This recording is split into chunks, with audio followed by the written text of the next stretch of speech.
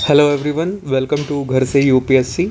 Basically it's a part 2 of UPSC 2023 prelims analysis. और इस video में हम जैसा फर्स्ट वीडियो में हमने देखा था कि क्वेश्चंस हम देख रहे थे 2023 के कि प्रीलिम्स के जीएस के जो फर्स्ट के पेपर थे उनको हम किस तरीके से विद लिमिटेड नॉलेज किस तरीके से हम उसको एक बेसिक लॉजिक से हम उसको सॉल्व कर सकते हैं. ओके, थोड़ा एलिमिनेशन मेथड यूज़ करके और थोड़ा स्ट्रक्चर वाइज करके या फिर कुछ एक यूपीएससी के प्री वाई क्यू एनालिसिस करके कि सेंसेस लगा करके कि किस तरीके से विदाउट अगर आपने कोई क्वेश्चन पढ़ा नहीं है राइट, तो उसमें किस तरीके से बेसिक लॉजिक लगा करके भी क्वेश्चन के आंसर निकाल सकते हैं. तो लास्ट वीडियो में हमने 50 क्वेश्चन डिस्कस किए थे और इस वीडियो में फिर हम आगे के जो क्वेश्चन होंगे 51 से 100 तक के उसको डिस्कस करेंगे. ठीक है, तो स्टार्ट करते हैं. Consider the following statement in relation to Janani Suraksha Yojana. Okay, अब ये क्वेश्चन कहता है जननी सुरक्षा योजना के बारे में. ठीक है, अब it is a safe motherhood intervention of the state health department. चलो ठीक है, it is a state health department, तो मुझे तो इसमें पहले डाउट लग रहा है. It is objective to reduce maternal and neonatal mortality among poor pregnant women. ठीक है, अच्छी बात कर रहा है. जनरल स्टेटमेंट है वुमेन के लिए. जननी मतलब हाँ वही प्रेग्नेंट वुमेन या फिर जो जन्म दे रही है. It aims to promote institutional delivery among the poor pregnant women. ये भी ठीक है, प्रेग्नेंट वुमेन की बात कर रहा है ये स्टेटमेंट. ये भी प्रेग्नेंट वुमेन की बात कर रहा है. Its objective include providing public health facilities to sick infants up to 1 year of age. अब देखो यहाँ पे सिक इन्फेंट्स की बात कर रहा है ये. अब मान लो कि एक और क्वेश्चन यहाँ पे पूछा है रिलेशन टू जननी सुरक्षा योजना, मतलब जो प्रेग्नेंट वुमेन है उसके रिगार्डिंग में जो चीज़ें हैं उसके रिगार्डिंग में इन्होंने पूछा हुआ है. तो अब जननी सुरक्षा योजना अगर आपने थोड़ा सा भी करंट पढ़ा हुआ है तो जहाँ तक मुझे याद है कि स्टेट हेल्थ डिपार्टमेंट तो नहीं है, सेंट्रल की हो सकती है ये स्टेट हेल्थ डिपार्टमेंट, क्योंकि हर करेगा तो फिर अलग अलग स्टेट की हो जाएंगी ना, कि अलग अलग स्टेट कुछ अच्छे से इम्प्लीमेंट. तो ये सेंट्रल लेवल की है मेरे हिसाब से. तो पहला तो मैंने कट कर दिया. ये दोनों पॉजिटिव पॉइंट्स है, प्रेग्नेंट वुमेन से रिलेटेड है, जननी से रिलेटेड है. हाँ ठीक है. और तीसरा क्या है, sick infants up to 1 year of age. अब इन्फेंट्स को क्यों देंगे, क्योंकि स्कीम तो मेनली उसके लिए है. तो मेरे हिसाब से तो यहाँ ओनली 2 होना चाहिए. तो ऐसे मैंने किया था एग्ज़ाम में कि ये दोनों क्योंकि डायरेक्टली उसके लिए, तो ये था. बाकी बाद में मैंने चेक किया तो ये ओनली 2 ही आंसर है, ये दोनों गलत थे. ठीक है, तो मुझे आंसर नहीं पता था, मैंने पढ़ी नहीं थी पहले जननी सुरक्षा का, ऐसे मतलब कि नाम सुना था, ऐसे न्यूज़ फीड में आ गया था जननी सुरक्षा योजना के बारे में, तो वहाँ से मैंने पढ़ा था. तो ये दोनों पॉइंट्स मैंने ऐसे निकाल दिए थे और ये वाला इन दोनों को मैंने से ऐसे एलिमिनेट किया था कि स्टेट हेल्थ डिपार्टमेंट तो नहीं हुआ, क्योंकि सेंट्रल सेक्टर स्कीम होती है मोस्टली ऐसी जननी सुरक्षा योजना टाइप की. और ऑब्जेक्टिव जो होते हैं providing health facilities to sick infants. Sick infants को क्यों होगा, मदर हो सकता था कि अगर कोई प्रेग्नेंट मदर होती, अगर यहाँ पे इन्फेंट्स जगह मदर होता, sick pregnant women up to 1 year, तो मैं इसको थोड़ा सही मान लेता.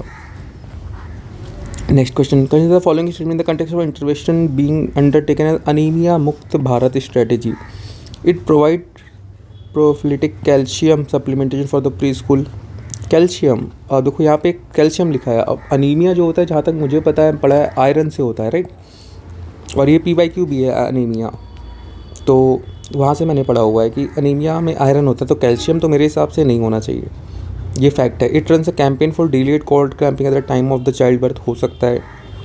It provide for a periodic deworming to the children the adolescent, हो सकता है कि डी वॉर्मिंग दिया जाए उनके लिए ताकि उनके इंटेस्टाइन इंप्रूव हो. It address the non nutritional causes of anaemia. Non nutrition of anaemia, हाँ हो सकता है अनीमिया अगर घटाना है तो फिर भाई उसके न्यूट्रिशनल कॉजेज साथ में नॉन न्यूट्रिशनल कॉजेज दोनों को दे करना पड़ेगा. तो एक तो मेरे हिसाब से गलत लग रहा है, तो इसमें ओनली 3 मैंने लगाया था कि कैल्शियम तो नहीं होता, इतना मुझे पता है क्योंकि आयरन होता है. कैल्शियम क्यों देंगे, कैल्शियम से तो यार बोन स्ट्रांग होती है ना, उसमें इसका तो रोल होता नहीं है. तो बाकी के 3 मुझे ऐसे कट नहीं कर पाया मैं, तो बाकी के 2 मुझे ठीक लगे. ठीक है, और क्योंकि इसमें भी देखो चिल्ड्रन बर्थ से रिलेटेड है, इसमें भी चिल्ड्रन एंड एडोलेसेंट है, तो ओनली 3 इसमें गया था और बाकी ओनली 3 ही है इसमें. ठीक है, बाकी स्टेटमेंट कौन कौन सी सही ये नहीं पता, लेकिन ओनली 3 इसका आंसर है, ये मुझे पता है, आप चेक कर सकते हो. Carbon fibre are used in the manufacture of component use in automobiles and aircraft. हाँ हो सकता है कहीं भी छोटा सा पार्ट यूज़ हो गया तो कार्बन फाइबर यूज़ ही हुआ है. Carbon fibre once used can not be recycled, ये तो कौन सी बात है, कार्बन है, कार्बन को रिसाइकल नहीं कर सकते आप, ये तो बहुत. और कार्बन फाइबर एक नई टेक्नोलॉजी, कोई भी नई टेक्नोलॉजी अब जो आ रही है ना वो सस्टेनेबल आ रही है, तो इसको रीयूज़ रिसाइकल किया जा सके. तो ये दूसरा तो गलत है मेरे हिसाब से, तो only one statement. Detection of a car clash collision which resulted in deployment of air bags almost instantly, ठीक है। Detection of accidental fire fall of a laptop toward the ground which result in immediate turning of the hard drive, ठीक है। Detection of the tilt of the smartphone which result in the rotation of display between portrait and landscape mode. How many above the action use the function of accelerometer required. तो देखो यहाँ पे क्या क्या function of accelerometer पूछा। Accelerometer का मुझे ऐसा मतलब मीनिंग नहीं पता था उस एग्ज़ाम में कि एक्सेलेरोमीटर का मतलब होता क्या है। हिंदी में पढ़ा तो हिंदी में मतलब उस और टफ ही डेफिनेशन दी, त्वरण मापी ये तो और टफ हो जाएगा, ठीक है।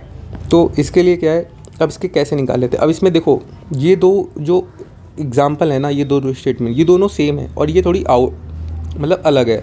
Detection of a car clash collision which result deployment of air bags. Detection of accidental free fall of the laptop toward the ground. तो इसमें भी क्रैश और एक कोलिजन हो रहा है, इसमें भी क्रैश कोलिजन हो रहा है और दोनों में क्या है कि कोई चीज़ हो जा रही है, राइट, सेफ्टी के लिए। और ये टिल्ट ऑफ द स्मार्टफोन, ये तो एक सिंपल सा फीचर है कि मोबाइल का। इन दोनों में मतलब ये तो ऑड वन आउट का एक गेम हो जा रहा है, लाइक कि ये तो नहीं होना चाहिए कि क्योंकि ये दोनों सेम हो रहे। तो यहाँ पे भी मैंने ओनली 2 मारा था, 3 ऑप्शन थे, 2 तो मतलब ओनली 2 पे, तो ये भी मेरा सही था। एक्सेलेरोमीटर ये ऑप्शन यही थे, ठीक। अब 55 पे आ जाते हैं। With reference to the role of biofilter. Biofilter का रोल पूछा है इन रीसर्कुलेटिंग। वर्ड को अच्छे से पढ़ा करो जितने भी लिखे गए हैं। Biofilter role recirculating aquaculture system.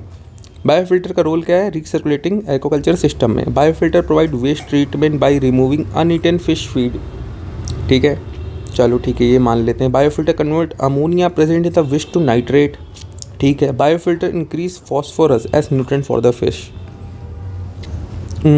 तो बायोफिल्टर हैं, देखो यार वेस्ट ट्रीटमेंट कर रहे हैं तो अनईटन फिश फीड को, तो मतलब फ़िल्टर का काम ही क्या होता है, फ़िल्टर करके निकालना। और रीसर्कुलेट कर रहा है तो उस चीज़ को मतलब कहीं ना कहीं तो उसमें जो गंदगी होगी उसको निकाल करके पानी वापस रीसर्कुलेट कर देता होगा एक्वाकल्चर का। तो पहला स्टेटमेंट तो ठीक लग रहा है मुझे। बायोफिल्टर कन्वर्ट करता है ammonia present in the fish to nitrate. अब बायोफिल्टर ये कर सकता है कि नहीं कर सकता, ये मुझे कन्फ्यूज़न था। और इंक्रीज़ करता है फोस्फोरस को as nutrient for the fish in the water.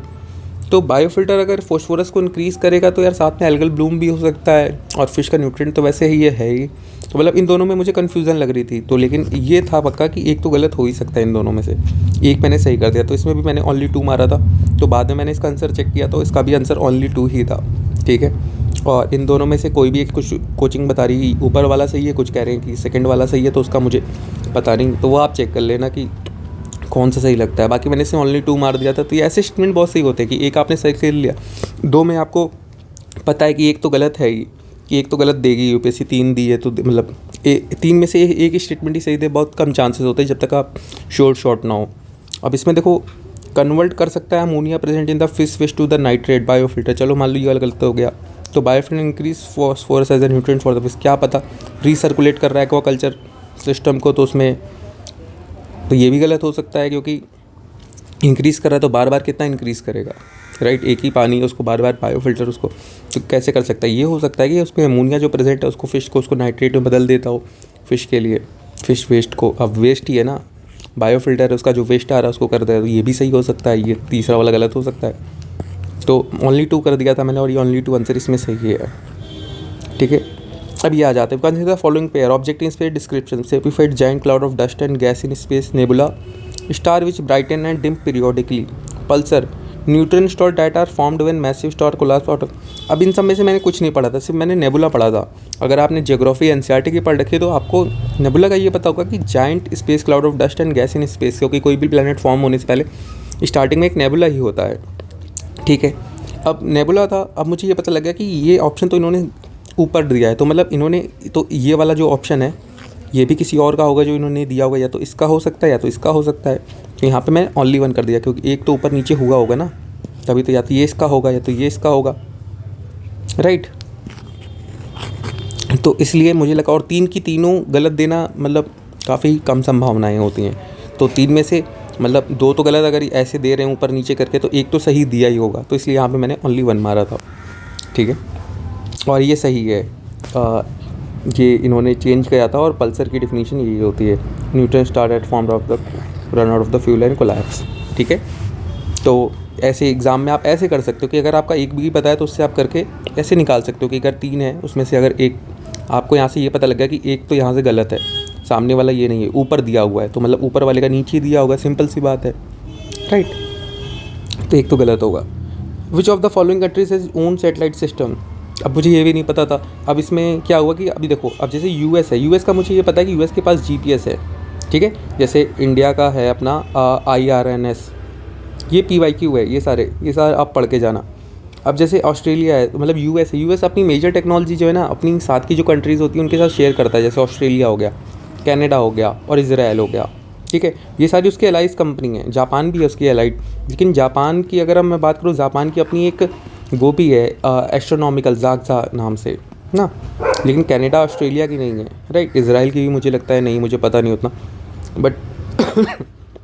But Japan की है, राइट, की जाग्जा। तो मुझे जहाँ तक ये था कि अगर जापान के पास खुद की एक अपनी एस्ट्रोनॉमिकल यूनिट है उनके लिए, तो जापान के पास नेविगेशन सैटेलाइट हो सकती है, उसने क्या पता बना के भेजी हो। ऑस्ट्रेलिया का तो मुझे उतना नहीं लग रहा था कि ऑस्ट्रेलिया और कनाडा तो बिल्कुल नहीं लग रहा था, क्योंकि कनाडा तो यूएस के एकदम बगल में है और इतने अच्छे रिलेशन है, तो यूएस तो मतलब सेट करता ही होगा, पूरा देता ही होगा जीपीएस सिस्टम ऑस्ट्रेलिया कनाडा को। इजराइल पे लग रहा था टेक्नोलॉजी के मामले में थोड़ा सा आगे है, कर सकता अपना नेविगेशन सिस्टम, बट इजराइल के पास अपनी वो नहीं है आई थिंक खुद की स्पेस एजेंसी, तो मे बी जापान हो सकता है। तो जापान मैंने किया था और जापान आई थिंक सही आंसर है। बैलिस्टिक मिसाइल जो होती हैं वो जेट प्रोपल्ड होती हैं at subsonic speed throughout their flight, while cruise missiles are rocket powered only in the initial phase of the flight, ठीक है। Rocket powered only in the initial phase of the flight, ठीक। Agni 5 is a medium range supersonic cruise missile, while BrahMos is the solid fuel interconnected ballistic missile. अगर आपने थोड़ा सा भी पढ़ा हो तो लास्ट ईयर ये बहुत ज़्यादा न्यूज़ में था कि अग्नि 5 जो है वो एक इंटरकॉन्टिनेंटल बैलिस्टिक मिसाइल है। इन्होंने जाहिर सी बात है चेंज कर रखा कि ब्रह्मोस जो है वो सुपरसोनिक मिसाइल है और ये जो अग्नि 5 है वो इंटरकॉन्टिनेंटल बैलिस्टिक मिसाइल है, ठीक है। तो दूसरा स्टेटमेंट तो सीधे मैंने गलत कर दिया, क्योंकि ये ऐसे इन्होंने किया था। और फर्स्ट वाले में भी देखोगे जो क्रूज़ मिसाइल्स होती हैं ना, क्रूज़ मिसाइल्स अगर आपने देखी हो वो ऐसे जाती हैं सीधा, तो उनमें रॉकेट पावर्ड ही होती हैं कि वो स्ट्रेट लाइन में जाती हैं, और बैलिस्टिक मिसाइल्स होती हैं only in the first initial phase, और ballistic missile jet propelled at subsonic speed throughout their flights. तो ये बैलिस्टिक मिसाइल जेट प्रोपेल्ड हो सबसोनिक स्पीड पे थ्रू आउट देयर फ्लाइट, तो मुझे लग रहा था यहाँ पे भी इन्होंने चेंज किया है कि मतलब इन्होंने इसको ऊपर नीचे करके चेंज कर दिया है, राइट। तो इसलिए मुझे भी लग रहा था ऊपर वाले में चेंज किया है कि क्रूज़ मिसाइल का इसमें बैलिस्टिक में डाला है, बैलिस्टिक का क्रूज़ में डाला है। तो इस वजह से मैंने इस स्टेटमेंट को भी, क्योंकि जब दो जगह पे कंपैरिजन होना तो मैक्सिमम चांसेस यही होते हैं कि यूपीएससी ऊपर उन दोनों की स्टेटमेंट आपस में चेंज कर देती है। जैसे क्वेश्चन आया था VR और AR का, ये लास्ट ईयर आया था 2021 या 22 में आया था, आई थिंक 21 में ही आया था आई थिंक VR AR का, उसमें इन्होंने चेंज कर दिया। तो वैसे ही क्वेश्चन ये भी है जहाँ पे वो चेंज कर देते ऊपर ही। तो यहाँ पे मैंने नाइदर 1 और नॉट 2 मारा था और ये आई थिंक सही है। नेक्स्ट क्वेश्चन पे आ जाते हैं आप। 59 विच of the following statement regarding the mercury pollution, gold mining is the source of mercury pollution in the world. हो सकता है थोड़ा सा भी अगर मर्करी निकला वो तो सोर्स हो गया ना। Coal based power cause mercury pollution, हाँ ठीक है। There is a no known safe level of the exposure to mercury, mercury no known safe level, तो ये तो मुझे लग रहा था क्योंकि कन्वेंशन अगर आपने पढ़ी हो मिनामाटा कन्वेंशन, राइट, मरकरी के लिए जापान में हुआ था, तो उसके रिगार्डिंग वो मैंने पढ़ा हुआ था। तो वहाँ से मैंने मरकरी का थोड़ा ये निकाला था कि कोई सेफ लेवल तो वैसे नहीं है। तो इसका जो ऑप्शन था मतलब ऑल 3 पे मैं गया था, क्योंकि तीनों ऐसा मैं एलिमिनेट कर नहीं पा रहा था, क्योंकि ये नो नोन सेफ लेवल कि मरकरी का कोई सेफ लेवल, क्योंकि मरकरी तो बहुत ज़्यादा डेंजरस होती है, उसका कोई सेफ लेवल नहीं है कि थोड़ा सा भी हो या फिर बहुत ज़्यादा हो, तो वो आपके लिए हमेशा ही डेंजरस है, राइट। तो मरकरी का ऐसा कोई सेफ लेवल तो होता नहीं है। तो यहाँ पे ऑल 3 हो गए, ठीक है। Which of the following green hydrogen consider the following statement, it can be use directly as a fuel for internal combustion, हाँ ठीक है, कैन बी यूज, बिल्कुल। It can be blended with natural gas as a fuel for the heater, हाँ हो सकता है। It can be use in hydrogen fuel to convey, हाँ हो सकता है। कैन बी यूज तो मतलब कुछ भी यूज़ हो सकता है भाई, कोई दिक्कत नहीं है। ऑल 3, ठीक। अब ये देखो, कंसीडर द फॉलोइंग: बल्गारिया, चेक Republic, Hungary, Latvia, Lithuania, Romania. How many of the above border consider the land border with the Ukraine. ठीक, अब देखो ये तो क्वेश्चन वैसे क्या है कि मुझे पता था कि एक रोमानिया और एक हंगरी, ये 2 कंट्री तो हैं, ये मुझे पता था। ठीक है, तो इसमें ऑप्शन जो तो होता है वो ए था, ओनली 2। लेकिन एग्जाम में क्या हुआ कि मैंने देखे यहाँ पे कि 6 ऑप्शन दिए हुए, मैंने कहा 6 दिए हैं, एटलीस्ट 3 तो सही देगा यूपीएससी, मतलब ऐसा। तो यहाँ पे मैं ओनली 3 मार के आया था, तो ये मेरा गलत हो गया था। जबकि मैंने एग्ज़ाम में ये दोनों मुझे पता था कि यही दोनों हैं, और मैंने इसी के सामने टिक भी किया था। तो देखो ये कुछ कुछ तो हो जाते हैं आपको, कुछ कुछ डिमेरिट्स हैं ऐसा लॉजिक या फिर ऐसे इसके थ्रू जाने में, कि कहीं कहीं पे अब जैसे नॉलेज थी यहाँ पे, तो मैंने नॉलेज की यूज़ करने की जगह यहाँ पे डायरेक्ट मैं ऑप्शन के थ्रू चला गया था कि 6 ऑप्शन हैं, 3 तो सही देगी यूपीएससी, ऐसा तो है नहीं कि पूरे गलत कर दे। तो ओनली 2 यहाँ पे थे। ठीक है, ये सही हुआ था। ओके, चलो नेक्स्ट क्वेश्चन पे आते हैं। With reference to Earth's atmosphere, which of the following statement is correct? The total amount of insolation received at the equator is roughly about 10 times, roughly लिखा हुआ है, about 10 times that received at the poles. ठीक है, infrared constitute roughly 2/3 of the insolation. ठीक है, मान लिया। Infrared waves are largely absorbed by the water vapor that is considered in the lower atmosphere. हाँ ठीक है। Infrared waves are part of the visible spectrum of the electromagnetic solar radiation. ये तो गलत काट दो, विजिबल स्पेक्ट्रम में कहाँ आती है इलेक्ट्रोमैग्नेटिक स्पेक्ट्रम? अगर आपने थोड़ा सा भी पढ़ा हुआ है, ये भी PYQ का पार्ट है, नहीं पढ़ा है तो पढ़ लेना। ठीक, तो ये काट दिया। इंफ्रारेड कंस्टिट्यूट रफली 2/3 ऑफ द आइसोलेशन। तो और यहाँ पे भी एक फैक्ट दिया हुआ, रफली अबाउट 10 टाइम्स। और यहाँ पे क्या है कि infrared waves are largely absorbed the water that is considered in the lower atmosphere. ठीक, और क्वेश्चन में पूछा भी है अर्थ एटमॉस्फेयर के बारे में, तो मेजॉरिटी मुझे यही लग रहा था। बाकी इन दोनों में मतलब एक डेटा भी दिया होता है, 2/3 of the insulation, about 10 times that of the poles. तो इतना मुझे समझ नहीं आता। और ये तो नॉर्मली होता है कि अगर आपने नॉर्मल जियोग्राफी पढ़ी है एटमॉस्फेयर के बारे में, तो आपको इतना तो पता ही होगा कि इंफ्रारेड जो होती हैं वो वाटर पेपर जो होता है वो एब्जॉर्ब कर लेता है, जिसकी वजह से जो अर्थ का लोअर एटमॉस्फेयर होता है वो गर्म होता है, जो ट्रोपोस्फेयर होता है हमारा। ठीक है, तो इसकी वजह से, और ऑप्शन जो ये सी है यही सही है। इन दोनों का मुझे पता नहीं था कि ये दोनों सही हैं कि गलत हैं, लेकिन इन दोनों को छोड़ के जो मुझे थोड़ा, अब देखो यहाँ पे मैं नॉलेज के बेसिस पे गया, ए और डी में नहीं गया था, क्योंकि सबसे पहले आपको अपनी नॉलेज इंप्लीमेंट करनी है। और ऑप्शंस में अगर कुछ भी समझ में नहीं आ रहा है, क्वेश्चन पढ़ा ही नहीं हुआ, अब अर्थ एटमॉस्फेयर तो सभी लोग पढ़ के जाते हो ना जियोग्राफी इतनी थोड़ी बहुत, तो उससे ये क्वेश्चन हो जाएगा। 63 the statement the soil in a tropical rest for is rich in nutrient. तो ये गलत है। आपने ज्योग्राफी पढ़ी है, आपने NCERT पढ़ी है, NCERT में सीधे सीधे लिखा हुआ है कि ट्रॉपिकल रेन फॉरेस्ट जो होते हैं उनके सॉइल न्यूट्रिएंट में रिच नहीं होते, क्योंकि वहाँ लगातार रेनफॉल होती रहती है और न्यूट्रिएंट जो होते हैं वो वॉश आउट हो जाते हैं। The high temperature and moisture of tropical rain cause dead organic matter in the soil to decompose quickly. हाँ ये तो सही बात है। तो पहला स्टेटमेंट इज़ इनकरेक्ट, दूसरा स्टेटमेंट इज़ करेक्ट। ठीक है, सिंपल से देखो नॉलेज बेसिस पे निकाला है। फिर the temperature contrast between the continent and ocean is greater during the summer than in winter. हाँ सही बात है। अब जैसे जो वाटर है, वाटर को गर्म होने में टाइम लगता है और लैंड जो है वो जल्दी गर्म हो जाती है। तो अब मान लो कि अगर 45 डिग्री का टेम्परेचर है लाइक नॉर्मली, तो वाटर को गर्म होने में टाइम लगेगा और लैंड तो तुरंत हीट अप हो जाएगी, लैंड तो तुरंत 40 से पहुंच जाएगी, लेकिन वाटर को तो 20 या 22-25 पे ही पहुंचेगा धीरे धीरे। तो कंट्रास्ट तो समर में ज़्यादा होगा ना, क्योंकि लैंड ज़्यादा जल्दी गर्म हो जा रही है। ठीक, तो पहला स्टेटमेंट तो मतलब सही है। The specific heat of water is more than of the land. हाँ सही बात है, वाटर की स्पेसिफिक हीट ज़्यादा है, इस वजह से वो धीरे धीरे गर्म होता है। तो both statement are correct and statement second is the correct explanation. उसी की एक्सप्लेनेशन है ना, क्योंकि ओशियन जो है और कॉन्टिनेंट और ओशियन दोनों के बीच में क्या, क्योंकि वाटर की वो ज़्यादा, इसी वजह से उनके बीच में जो कंट्रास्ट होता है वो ज़्यादा होता है। ओके, तो ये क्वेश्चन भी देखो नॉर्मल से हो गया। आपको अगर थोड़ी सी भी नॉलेज है, थोड़ी सी अंडरस्टैंडिंग, आपने NCERTs वगैरह पढ़ी है, थोड़ा सा आपको पता है कि स्पेसिफिक हीट के बारे में और ये टेम्परेचर के बारे में, तो नॉर्मल कॉन्सेप्ट से ये क्वेश्चन हो जाएगा आपका। नेक्स्ट पे आ जाते हैं 65 पे। In seismograph P waves are recorded earlier than S waves. हाँ सही बात है, सबसे पहले P वेव्स आती हैं, फिर S वेव्स आती हैं, फिर सरफेस वेव्स आती हैं। राइट, ये भी ज्योग्राफी NCERT डायरेक्ट क्वेश्चन आया हुआ है। In P waves the individual particle vibrate to and fro in the direction of the wave propagation. सही चीज़ है।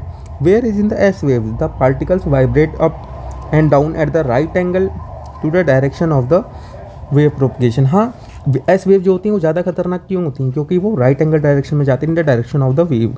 वेव इधर जा रही है तो एस वेव ऐसे जाएगी, और पी वेव में क्या है, जिस डायरेक्शन में वेव जा रही है उसी डायरेक्शन में पी वेव्स भी जाती हैं, राइट। तो ये इतना वाइब्रेट करती हैं और ये इतनी डिस्ट्रक्शनल नहीं होती हैं पी वेव्स, ठीक है। तो इसमें दोनों स्टेटमेंट ठीक है, बोथ A1 2। अब देखो ये क्या है ना, यहाँ पे अगर मैंने अगर पढ़ाई नहीं की होती तो क्या पता मैं यहाँ पे ये करता कि पी वेव से एस वेव से ये पहले आ रही हूँ, इसने ऊपर वाला नीचे कर दिया और नीचे वाला ऊपर कर दिया। तो कहीं कहीं पे जो बेसिक नॉलेज है ना, बेसिक नॉलेज आप ले करके जाया करो जो आपके नॉर्मल NCERT में है, ओके। कि जो बेसिक क्वेश्चन है एटलीस्ट आप उसको सही करके आओ। आप वहाँ पे जा करके मतलब जो नॉर्मल क्वेश्चन जो कहीं से नहीं पढ़े हैं वो तो ठीक है, लेकिन जो ऐसे क्वेश्चन है नॉर्मल क्वेश्चन, ये वाले हो गए, ये वाला हो गया, उसके बाद ये टेम्परेचर स्पेसिफिक हीट हो, ये सारे नॉर्मल क्वेश्चन जो हर एक इंसान करके आया, जो सबने पढ़े हुए हैं, इतना आपको करके ही जाना पड़ेगा। With reference to the coal based thermal power plant in India consider the following statement, none of them use sea water. None of them ऐसी कैसी बात है, none of them is setup in the water district, हो सकता है none of them is privately owned, ठीक है। ये तीनों चीज़ें हैं। अब देखो तीनों में नन लिखा कि none of them is privately owned.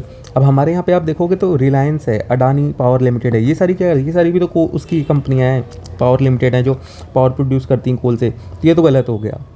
अब इसमें आपको मैं एक सिंपल से एक पोर्ट के बारे में पढ़ा था मैंने, अडानी का, राइट। अडानी का एक कच्छ में, आई थिंक मुझे नाम याद नहीं आ रहा, कांडला पावर प्लांट है क्या, आई थिंक ऐसे कुछ नाम है।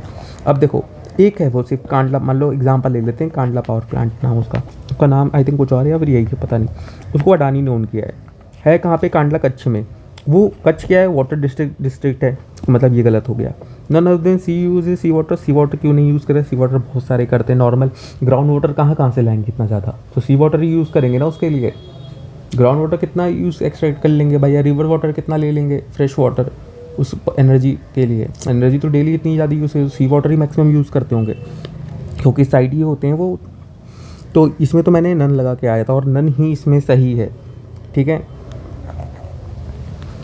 तो ऐसे आपका ये हो जाएगा, ठीक। अब देखो मुझे भी इतना पता नहीं था, मैंने पढ़ा नहीं था coal based thermal power plants के बारे में, लेकिन फिर भी मतलब थोड़ी बहुत नॉलेज थी कि PYQ है वैसे ये coal based thermal power plant पहले भी पूछ चुके हैं काफ़ी बार। Wolbachia method is a method sometimes called a reference to the controlling the warrior disease spread by mosquito, converting crop residue in the packing material, producing biodegradable plastic, producing biochar from the thermal chemical conversion of mass। अब इसमें मैंने Wolbachia method पहले कभी पढ़ा नहीं था, तो मुझे समझ नहीं आ रहा था कि Wolbachia होगा क्या। तो क्रॉप से रेसिड्यू को पैकिंग मटेरियल में करना, तो मतलब ऐसा मुझे लगा नहीं कि Wolbachia नाम। और यहाँ जाने के बाद फिर सिंपल स्टेटमेंट, तो इसमें मैं A और D में आ गया कि A होगा या D होगा। तो मैंने देखा producing biochar from thermochemical conversion of biomass. तो मुझे भी लगा कि यार D हो सकता है, एक बार को गया, लेकिन फिर मैंने कहा may be controlling the viral disease by mosquito, और नाम भी इसका ऐसा है Wolbachia मेथड। तो कहीं ना कहीं मुझे ऐसा लग रहा था कि ये मॉस्किटो वाला होगा, राइट। तो मैंने इसको A मार के आया था, बाद में मुझे पता चला कि ये हाँ सही है कि Wolbachia मेथड ये मॉस्किटो वाला ही होता है करने के लिए। अब देखो ये, अब आप कहोगे कि आपने ऐसे कैसे निकाल लिया, ये तो मतलब थोड़ा वो है, लेकिन देखो यार ये सिक्स सेंस तभी आपका काम करता है जब आपने PYQ काम किए हैं वो, ठीक है। अब देखो Wolbachia मेथड मैंने पहले कभी पढ़ा ही नहीं था, मुझे समझ नहीं आ रहा था क्या करूँ। अब इसमें क्रॉप रेसिड्यू पैकिंग मटेरियल के लिए इसमें बायोडिग्रेडेबल प्लास्टिक्स और बायोचर। देखो अब तीनों ऑप्शन देख रहे हो, तीनों में आपको कुछ ना कुछ सेम दिखेगा कि crop residue, biodegradable plastics, biochar ना, तो कहीं ना कहीं बायोमास, ये सारी चीज़ें ऐसे रिलेटेड। और यहाँ पे एक ऑड वन आउट आ रहा है जो बाकी तीनों से अलग है। ये तीनों एक जैसे दिख रहे हैं, ये ऑप्शन आपको अलग दिख रहा होगा, राइट। तो इन तीनों में से ऐसे करके मैंने उस एग्ज़ाम में निकाला था, ठीक। तो यहाँ से मेरा हो गया था, ये क्वेश्चन सही हो गया था।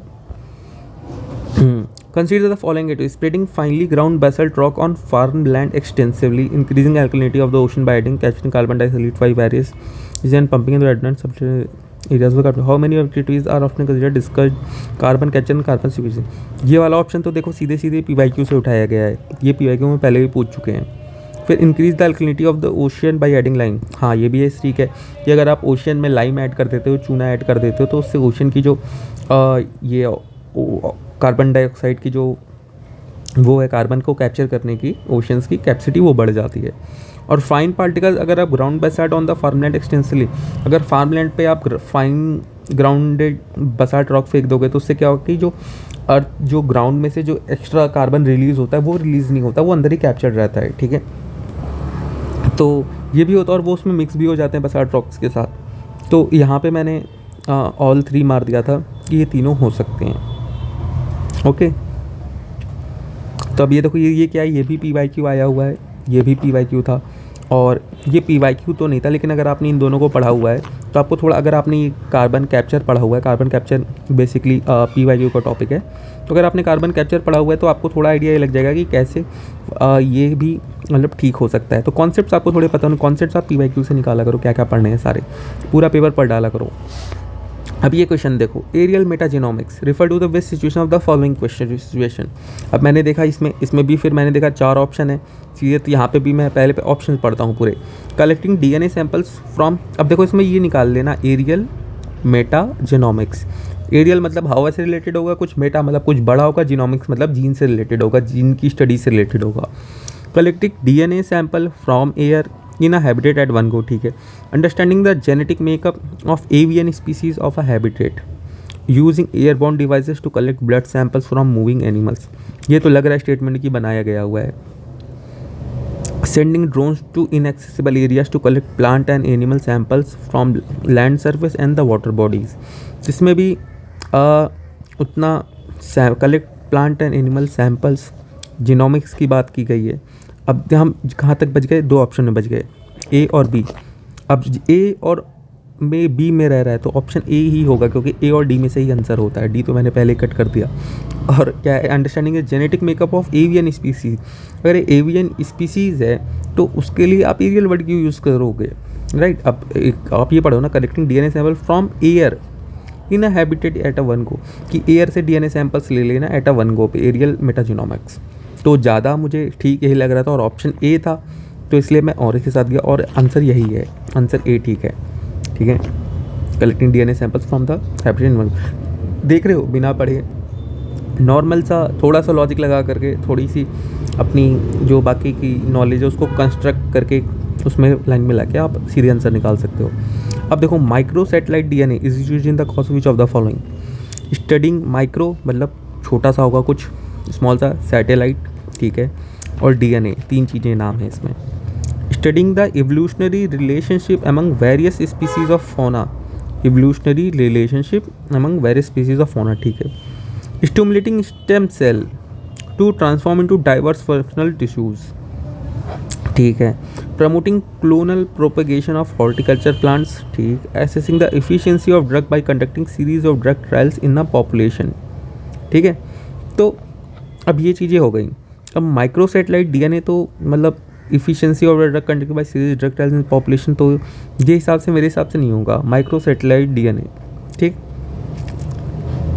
Promoting clonal propagation of horticulture plants, तो ये भी मुझे नहीं लग रहा था कि क्लोनल प्रोपोगेशन अगर आपको करना हॉर्टिकल्चर प्लांट की, तो इसको रहने देते अभी साइड में। Stimulating stem cell to transform into diverse functional tissues, कि स्टेम सेल को ट्रांसफॉर्म कर देना डाइवर्स फंक्शनल टिश्यूज़, ठीक है। और studying the evolutionary perspective relationship among the various species of fauna, evolutionary perspective relationship, sorry.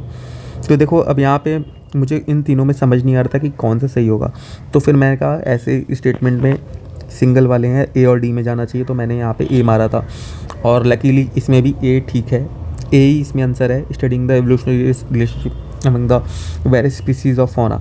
तो आप देख रहे हो आपका कितने ऑप्शन मैंने आपको दिखा दिए जिसमें A और D में से आंसर, इसमें भी देखो A आंसर था, इसमें भी आपका A था, और पहले भी आपको मैंने कितने सारे दिखाए जिसमें A और D में से आंसर। जब तक आपका अगर नॉलेज काम नहीं कर रहा है तो A और D में जाओ, ठीक है।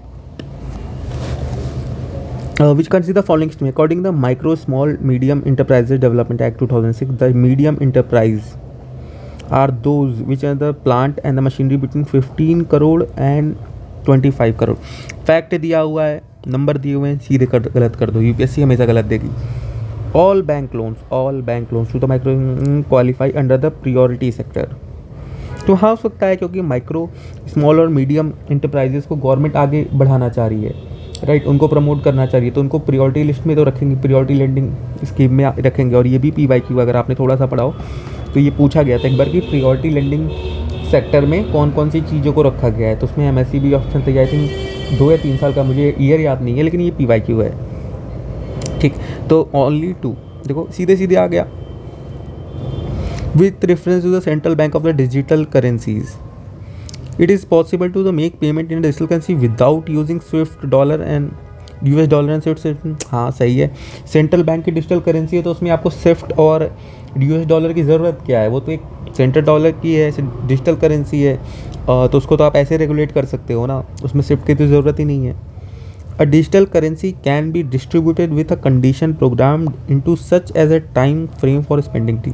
हाँ ठीक है, आपको डिजिटल करेंसी लॉन्च करो, उसमें आप एक टाइम फ्रेम भी तो डाल सकते हो कि इसके बाद इस टाइम तक ही आप इसको खर्च कर सकते हो, राइट, उसके बाद नहीं खर्च कर सकते हो। जैसे आपको आपने कोई गेम खेला होगा तो उसमें आपको कुछ कॉइन्स मिलते हैं ना, वो भी होता है कि इस टाइम तक ये कॉइन्स वैलिड है, उसके बाद वो एक्सपायर हो जाएंगे।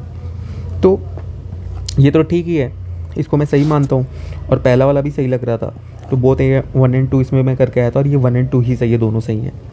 इन the context of finance the term beta refers to, अब इस पे आ जाते हैं, the process of simultaneous buying and selling of asset from different platform and investment strategy to the portfolio man to balance risk versus reward. ठीक है, the type of systematically debt is arising when perfect hedging is not possible. A numeric value that measures the fluctuations of the stock to changes in the overall stock market। ठीक, तो इस question में क्या हुआ था कि अब देखो, द टर्म बेटा लिखा है ना, यहाँ पे अल्फ़ा होता है, बेटा होता है, गामा होता है, राइट, तो ऐसे होता है। अब इसमें मैंने पढ़ा था ऑप्शन था process of simultaneous buying and selling asset of from different platforms. तो अब मुझे इन चारों में से तो कुछ नहीं लग रहा, तो मतलब अब मैं A और D में गया सीधा कि मैंने A होगा या D होगा। तो द प्रोसेस और the numeric value that measure the fluctuations of a stock to changes in the overall stock market. ठीक है, तो मुझे जहाँ तक लग रहा था पढ़ाई में कि थोड़ा D वाला ऑप्शन ज़्यादा सही होगा, क्योंकि एक न्यूमेरिक वैल्यू है, तो बेटा हो सकता है कि एक न्यूमेरिक वैल्यू जो मेज़र करते हुए फ्लक्चुएशन स्टॉक्स में कि कितनी चेंज हो रही हैं, कितनी, और बेटा वगैरह ये सारी चीज़ थोड़ी न्यूमेरिक वैल्यू में ही ज़्यादा यूज़ किया जाता है, मतलब उतना ऐसे तो यूज़ नहीं किया जाता ना कि अगर the process of simultaneous buying and selling of an asset from different platform, की डिफरेंट प्लेटफॉर्म से आप खरीद रहे हो तो उसको आप बेटा बोलोगे एक साथ खरीद करके कि आई बेटा, ये तो नहीं हो सकता ना। न्यूमेरिक वैल्यू में ज़्यादा अच्छा साउंड कर रहा है। एक न्यूमेरिक वैल्यू है कि फ्लक्चुएशंस हो रही, कि कितनी फ्लक्चुएशंस हुई, 18 बेटा, 15.5 बेटा, राइट। तो एक ज़्यादा आप देखो ना खुद ही, मतलब ज़्यादा सूटेबल जो पढ़ रहा है वो इस जगह पढ़ रहा है D वाले ऑप्शन में। तो यहाँ पे मैं D करके आया था और A और D में से मैंने चूज़, और D वाला ही आंसर इसमें सही हुआ, राइट। बाद में मैंने चेक किया था, तो ऑप्शन D जो है वही सही है इसमें। तो देखो इसमें भी मुझे पता नहीं था, करा नहीं था, लेकिन एक नॉर्मल लॉजिक से, नॉर्मल एक PYQ के एनालिसिस करके कि A और D में से निकालने के लिए, तो वहाँ से मैंने इसको आंसर सही कर दिया। ठीक, consider the following statement, the self help group programme was originally initiated by the state bank of India. ठीक है, तो एक फैक्ट आ गया, to by providing micro credit to the financially deprived in an SSG all the members of a group take responsibility for the loan that individual member takes. हाँ ठीक बात है, अगर आपने SSG को थोड़ा भी पढ़ा है, ये PYQ का टॉपिक है कि सारे सेल्फ हेल्प ग्रुप तो सारे लोग रिस्पॉन्सिबिलिटी लेते हैं। The regional rural banks and schedule commercial bank support SG, हाँ बिल्कुल करेंगे, गवर्नमेंट जितना प्रमोट कर रही है तो उसके बैंक्स तो बिल्कुल ही करेंगे, तो इसमें कोई दिक्कत की बात नहीं है। तो पहला दूसरा सही है। यहाँ पे एक फैक्ट दिया हुआ है कि स्टेट बैंक ऑफ इंडिया ने ओरिजिनली इनिशिएट किया था। अब ये मुझे पता नहीं, लेकिन फैक्ट दिया हुआ है तो UPSC गलत तो कर सकती है। तो यहाँ पे मैंने फैक्ट को देखते हुए इसको मैंने ओनली 2 करा था, और क्या पता इसमें से जगह ये वाला गलत होता, ये वाला सही हो जाता। तो मैंने इन दोनों का तो मुझे लग रहा था कि हाँ सही है, इस पे मैं गया था गलत, और यही सही हुआ कि इसमें ओनली 2 सही है। ठीक, Indian public sector health care system largely focus on curative care with limited preventive, promotive and rehabilitative care. ठीक है, इंडियन पब्लिक सेक्टर जो है वो फोकस करता है क्यूरेटिव केयर पे विथ लिमिटेड प्रिवेंटिव। हाँ ठीक है, लिमिटेड वर्ड लिखा है, अगर यहाँ पे होता with not any focus on preventive promotive तो मैं इसको गलत कर देता, ठीक है। Under India's decentralise approach to health care the states are primarily responsible for organising health services. तो हो सकता है कि हाँ स्टेट भी करते हैं, स्टेट ही रिस्पॉन्सिबल है ऑर्गेनाइज करने के लिए हेल्थ सर्विसेज के, ठीक है। लेकिन ये जो उन्होंने स्टेटमेंट है ना, मुझे मतलब ठीक तो लग रही है कि डिसेंट्रलाइज अप्रोच है ना, तो मतलब स्टेट ही करेगा ना। अगर सेंट्रलाइज्ड होता अप्रोच ही तो उसमें सेंटर करते, ठीक। लेकिन इन दोनों के मतलब एक्सप्लेनेशन करेक्ट मुझे नहीं लगी कि वो लिमिटेड प्रिवेंटिव कर रहा है। जिसमें आप ही देख लो, ये दोनों स्टेटमेंट दोनों सही हैं, करेक्ट लग रही हैं, लेकिन दोनों में रिलेशन नहीं समझ में आ रहा है कि ये स्टेट करती है तो इसलिए वो प्रिवेंटिव प्रोमोटिव रिहैबिलिटेटिव नहीं करती। तो ये करेक्ट स्टेटमेंट नहीं था। And the statement second is not correct explanation for the statement first, ठीक है। तो ये और वैसे ये वाला ऑप्शन बी ही इसमें सही था, बाद में मैंने चेक किया। फिर according to united nation world water development report, ठीक है, world water development report, India state करता है more than a quarter of the world's ground water withdrawal each year. More than a quarter of the world's ground, ठीक है चलो मान लेता हूँ। India needs to extract more than a quarter of the world's ground water each year to satisfy the drinking water and sanitation needs of almost 18% of the population living in this territory। हाँ ये बात तो ठीक है कि India को कितना करना पड़ता है, और इंडिया एक्सट्रैक्ट करता है more than a quarter of the world. More than a quarter मतलब 25% से ज़्यादा जो वर्ल्ड का ग्राउंड वाटर है विड्रॉल करता है इंडिया हर साल। और इंडिया को needs to extract more than a quarter, अगर इंडिया को नीड है more than a quarter extract करने की, तो इसमें लिखा है इंडिया ऑलरेडी एक्सट्रैक्ट कर रहा है पहली वाली स्टेटमेंट में, राइट। और दूसरा कह रहा है कि इंडिया को नीड है एक्सट्रैक्ट करने की मोर than a quarter of a ground water. तो दोनों थोड़ी कॉन्ट्राडिक्ट कर रही हैं स्टेटमेंट, अगर आप ध्यान से पढ़ोगे कि India needs to extract more than a quarter और India extracts more than a quarter of the world ground water. तो और ऊपर वाले में तो फिर मुझे लगा एक फैक्ट दे रहा है कि रिपोर्ट के लिए, तो पहली वाली को गलत मैंने मार दिया था और दूसरी वाली को मैंने कहा था दूसरी स्टेटमेंट इज़ करेक्ट। लेकिन हुआ क्या था कि ये मेरा गलत हो गया था, राइट, क्योंकि इसमें जो ऑप्शन सी है ना वो सही है।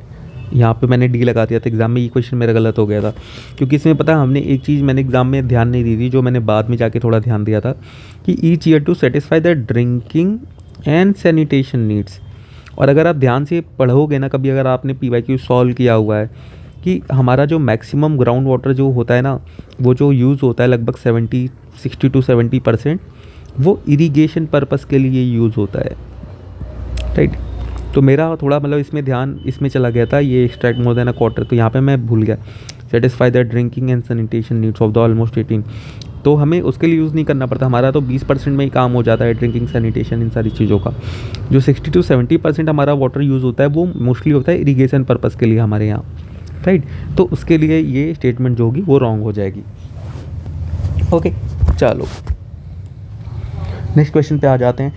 According to the constitution of India central government has a duty to protect the states from the internal disturbance. हाँ, the states of India exempts the state from providing legal counsel to a person being held for preventive detention। हाँ, according to principle confession of the accused before the police cannot be used as evidence। हाँ, ये भी हो सकता है कि पोटा terrorism act है तो एक अलग उन्होंने बनाया हो कि उसको पुलिस यूज़ नहीं कर सकती ऐसा, राइट। तो इसमें तो मुझे तीनों लग रहा था कि सेंट्रल गवर्नमेंट ड्यूटी, पहला स्टेटमेंट तो ठीक है कि स्टेटमेंट की सेंट्रल की ड्यूटी होती है स्टेट को इंटरनल डिस्टर्बेंसेस से प्रोटेक्ट करना, और दूसरा स्टेटमेंट कहता है the constitution of India exempt कि state from providing legal counsel to the being held in. तो अब इसमें मुझे ये नहीं पता, मुझे पहला स्टेटमेंट तो लग रहा था कंफर्म, बाकी दोनों में डाउट थे। इसमें क्या है, मैंने ओनली 2 मार के आया था क्योंकि ऐसे 3 की स्टेटमेंट है, अब समझ नहीं आ रहा क्या किया जाए। 2 तो एक अपने को लग रहा है कि एक तो सही है इसमें से, बाकी 2 को अपने को पता नहीं है।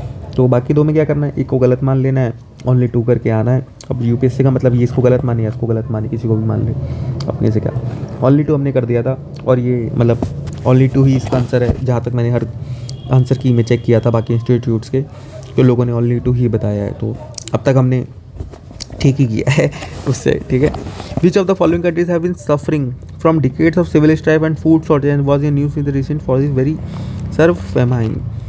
तो इसमें भी Angola, Costa Rica, Ecuador, Somalia, चारों ही कंट्री ऐसी हैं जो यार न्यूज़ में थोड़ी बहुत रहती हैं, लेकिन सबसे ज़्यादा जो क्या नाम है न्यूज़ में रहती है, फूड शॉर्टेज, सिविल स्ट्राइफ, कूप, इन सब के मामले में, वो रहती है सोमालिया।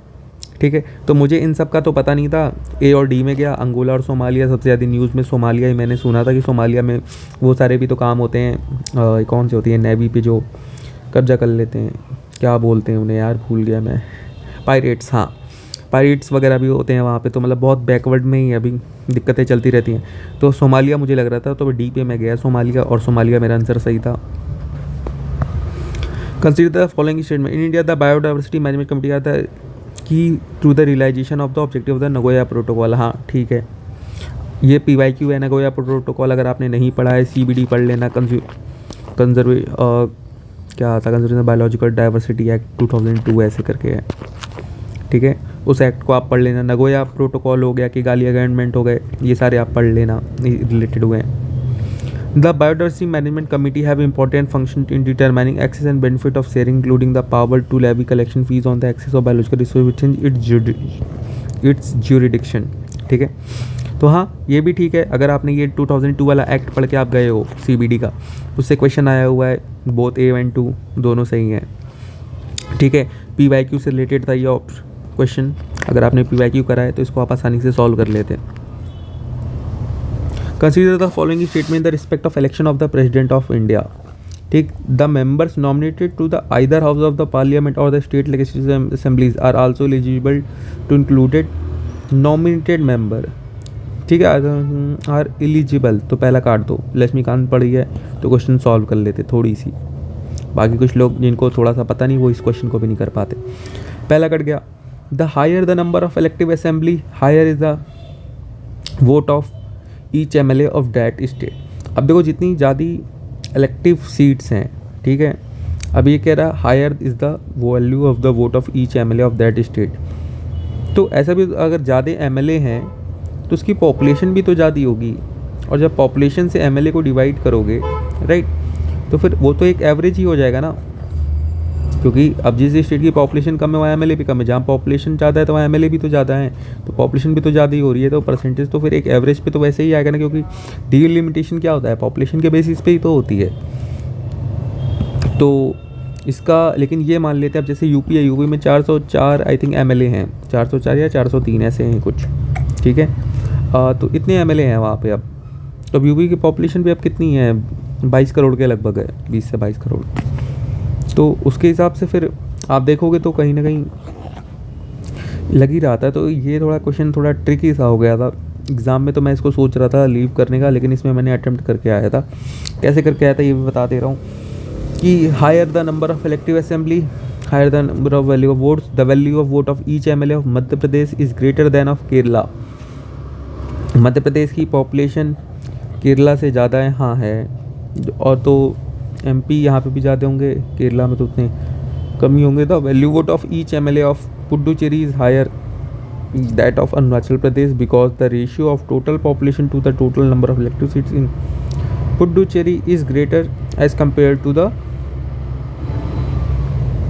रेशियो, जो पुडुचेरी का पॉपुलेशन तो उसके वो ज़्यादा है अरुणाचल प्रदेश। हाँ अरुणाचल प्रदेश यार काफ़ी वहाँ नॉर्थ ईस्ट में पड़ता है, वहाँ पॉपुलेशन भी थोड़ी कमी है और लोग भी कम रहते हैं, तो सीट भी वहाँ पे कम अलॉट की गई है। तो पुडुचेरी में भी हो सकता है कि पुडुचेरी में मतलब थोड़ा ठीक हो। तो इसमें मुझे ये था कि मुझे समझ नहीं आ रहा था, तो यहाँ पे मैं ओनली 2 मार के आया था कि एक तो गलत है, 3 स्टेटमेंट बच गई। अब 3 में से 2 तो करेक्ट हो ही सकती है ना, मे बी ये वाली हो, ये वाली हो, या वाली हो, तो कन्फ्यूज़न हो रहा था, तो मैंने ओनली 2 करके आया था। बाकी लोगों को कहना है इसमें ओनली 2 स्टेटमेंट सही है वैसे, ठीक है, जो कोचिंग के आंसर कीज़ मैंने देखी थी। तो अब देखो, अब इसमें इस ऑप्शन से पता, ये तो सबसे अच्छी बात होती है कि आपको करेक्ट ऑप्शन से नहीं देखने हैं आपको। अब 3 एक आपको पता है कि कट गया 4 स्टेटमेंट्स में से 3 बचे हैं। 3 में से यार मतलब UPSC 2 तो सही कर ही देगी ना, कि 2 तो मतलब है कि ऐसा कि 2 तो आपको नॉर्मल लग ही रहा है ना कि हो सकते हैं सही, कि उसके ज़्यादा हो रेशियो प्रोपोर्शन में। तो नॉर्मल केस से भी ओनली 2 लगा के आया था मैं, और ये सही हो गया था। तो देखो रिस्क फैक्टर हमेशा रहेगा, रिस्क फैक्टर लेके ही जाना पड़ेगा, क्योंकि क्वेश्चन ऐसे ही आते हैं, आप श्योरली सॉल्व नहीं कर सकते, ठीक है।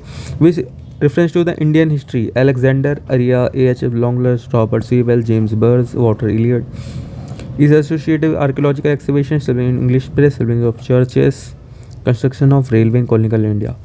तो भाई अब देखो इस क्वेश्चन में भी फिर वही मुझे समझ में नहीं आ रहा, इन सब का नाम कभी पहले पढ़ा हो नहीं हुआ। ऑप्शन ए और डी में गया सीधे कि ऑप्शन ए क्या, archaeological excavation construction of railway in India.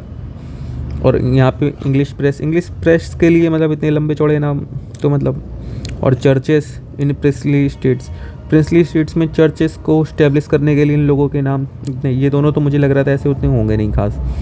ठीक है, अब आर्कियोलॉजिकल एग्जीबिशन ये एक ऐसा टॉपिक है ना कि इम्पॉर्टेंट, क्यों इसके लिए नाम याद रखे जाते हैं। अब अलेक्जेंडर था तो एक अलेक्जेंडर कनिंघम था, उससे भी मैं थोड़ा रिलेट कर लिया कि क्या पता उसी के आसपास का हो ये, और बाकी सारे नाम तो सुने ही नहीं थे मैंने कभी पहले। तो आर्कियोलॉजिकल एग्जीक्यूशन ही ऐसा है कि जिसमें कि इंडिया की हिस्ट्री थी ना, अब क्या लिखा है इंडियन हिस्ट्री, तो इंडियन हिस्ट्री में यार तो इन सब के नाम काफ़ी ज़्यादा इंपॉर्टेंट हो जाते हैं ना, क्योंकि इन्होंने इंडियन हिस्ट्री की इंटरप्रिटेशन की थी उसके बाद। तो मेरे हिसाब से यहाँ पे मैं ऑप्शन ए मार के आया था, मुझे पता नहीं था, इसके पहले कभी इनका नाम पढ़ा नहीं था, सुना नहीं था। और रेलवे कंस्ट्रक्शन के लिए मतलब इतने इंपॉर्टेंट नाम तो ही ना हो जाएंगे कि इन्होंने रेलवे बनवाई थी तो इसमें डलहौजी का भी नाम आता, फिर तो डलहौजी के अंडरशिप में ही तो बनी थी 1952-53 के बीच में आई थिंक। तो आप ये देखो, तो ये तीनों तो फिर ऐसे ही लग रहे थे कि मतलब हो सकता है। अब देखो इसमें भी क्या था ना, यहाँ पे स्टैब्लिशमेंट लिखी है, यहाँ स्टैब्लिशमेंट लिखी है, establishment of English press, establishment of churches. तो इन दोनों ऑप्शंस में भी आप जा सकते थे कि ये दोनों हो सकते हैं या तो फिर ए और डी हो सकते हैं। तो यहाँ पे देखो दो फॉर्मूले लग रहे हैं, या तो स्टैब्लिशमेंट वाला फॉर्मूला लगाओ या ये वाला लगाओ। ये वाला लगाते तो आप गलत हो जाता, आप इसमें फंस जाते। तो ऐसे स्टेटमेंट में जब भी ऐसे वन वर्ड वाले आए तो पहले या तो इसमें जाया करो ए और डी में, कि अगर ए और डी में से, और अगर ये फैक्टर है, अगर ये दोनों चीज़ स्टैब्लिशमेंट में अगर ए और डी में तब तो 100% श्योर शॉर्ट हो जाओ आप कि उन्हीं दोनों में से आंसर है। ठीक है, तो ये था थोड़ा इसमें आर्कियोलॉजिकल एग्जीक्यूशन, इसका आंसर मैंने ऐसे निकाला था, और बाकी आर्कियोलॉजिकल एक्सकवेशन ए आंसर ही है इसका। Consider the following pair, Besnagar बाजवल सीतानवसल। अब ये हमने पेयर से और कलेक्टिवली मैच। अब मुझे ये पता नहीं था, बीसनगर मैंने कभी पढ़ा नहीं, बाजा मैंने नाम सुना नहीं, सीतानवसल ये सब मैंने पढ़ा नहीं। अब मुझे इतना पता था कि ये सारी चीज़ें ठीक है, करेक्टली मैच है। 3 ऑप्शन है, यूपीएससी एक तो गलत कर ही देगा 3 में से, तो 2 तो सही होने चाहिए। तो इसमें भी मैं ओनली 2 मार के आया था आँख बंद करके, मुझे पता नहीं था क्या करना है। बीसनगर था, तो बाद में मैंने आकर के चेक किया तो पता चला ऑप्शन 2 ही सही है इसमें। तो देख रहे हो ये होता है गेस वर्क ऐसे करके, और ये आपका गेस वर्क बनेगा बढ़िया जब आप यूपीएससी के पीवाईक्यू सॉल्व करोगे, और आप देखोगे कि इस यूपीएससी स्टेटमेंट बनाती है तो किस स्टेटमेंट में कौन कौन से ऑप्शन सही होते हैं, और ये वन वर्ड में कौन से ऑप्शन ज़्यादा सही होते हैं, राइट।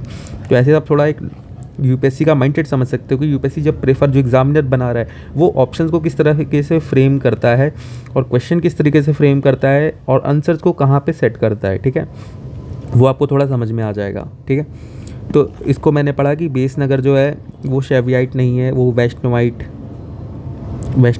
के लिए है। हेलियोडोरस आपने नाम सुना होगा, हेलियोडोरस ने एक पिलर बनाया था, और बीसनगर का नाम आज के टाइम पे विदिशा है।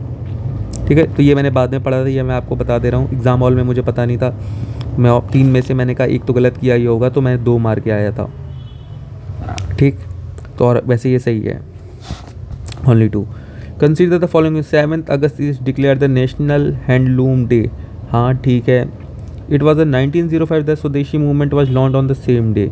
हाँ ठीक है, उस दिन लॉन्च हुआ था स्वदेशी मूवमेंट, इसीलिए नेशनल हैंडलूम डे मनाया जाता है कि हमने कहा था कि फॉरेन को छोड़ के अपना जो घर का खादी है उसको यूज़ करो। ठीक है, तो दोनों स्टेटमेंट ठीक है, और सेकंड स्टेटमेंट का एक्सप्लेनेशन भी ठीक है। अगर आपने ये नॉर्मल स्पेक्ट्रम पढ़ी है तो ये आप ये क्वेश्चन सॉल्व कर लेते। ठीक, चलो अगले क्वेश्चन पे आ जाते हैं हम। 84, consider the following statement which national flag of India flag code one of the standard size of national flag of India is. यहाँ पे एक फैक्ट दिया हुआ है 600/400, the ratio of the length between width of the 3:2। अब ये statement मुझे पता है कि ठीक है, क्योंकि जब भी आप फ्लैग देखोगे ना तो वो ऐसा होता है, हाँ ना, ऐसा होता है, वो एकदम स्क्वायर में तो नहीं होता है कि प्रॉपर हो गई 3/3 हो या 2/2 हो, तो ऐसा नहीं होता है।